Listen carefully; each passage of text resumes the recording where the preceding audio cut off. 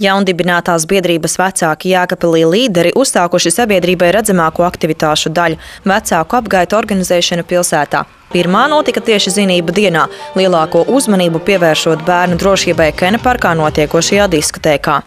Mums, vecākiem, ir ļoti daudz darba. Svarīgākais ir pievērst lielāku uzmanību bērnu brīvā laika nodarbēm. Tāpēc vakara apgaitas pilsētā atzina biedrības vecāki Jēkabpilī pārstāve Aiga Kuzmina.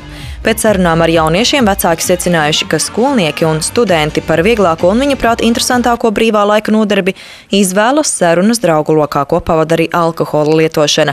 Vairāki diskotēkās sastaptie bērni, kas vēl nav sasnieguši pilngadību, smēķēja un lietoja alkoholiskos dzērienus. Tas noteikti būtu jāredz šo bērnu vecākiem, kas notiek, kad nepilngadīgie atstāti nepieskatīti, atzina biedrības vecāki Jēkabpilī pārstāve Elita Zariņa.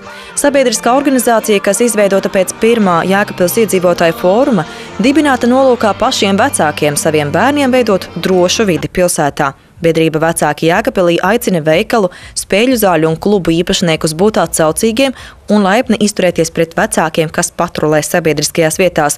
Diemžēl naudas trūkuma dēļ pagaidām vecāku patruļdienestam nav izveidotas īpašas atšķirības zīmes, taču līdz ko virsjaku iegādēji būs rasta nepieciešamie līdzekļi, vecāku patruļdienests Jēkabpils pilsētas ielās parādīsies tumši zilās ar uzrakstu vecāki Jēkabpilī trafarētās virsjakās, līdzīgi kādas tās ir kolēģiem Jelgavā. To vecāku vārdus, kas būs piedalījušies apgaitās, biedrība vecāki Jēkabpilī publicēs Jēkabpils pilsētas domas laikrakstā Jēkabpils Vēstis un portālā www.jēkabpilsvecāki.lv. Nākamā vecāku apgaita Jēkabpilī plānota jau šo sestdienu, 5. septembrī, un tajā drīkst piedalīties ik viens interesents, kurš sasniedzis 18 gadu vecumu un vēlas piedalīties sabiedriskās kārtības novērošanā.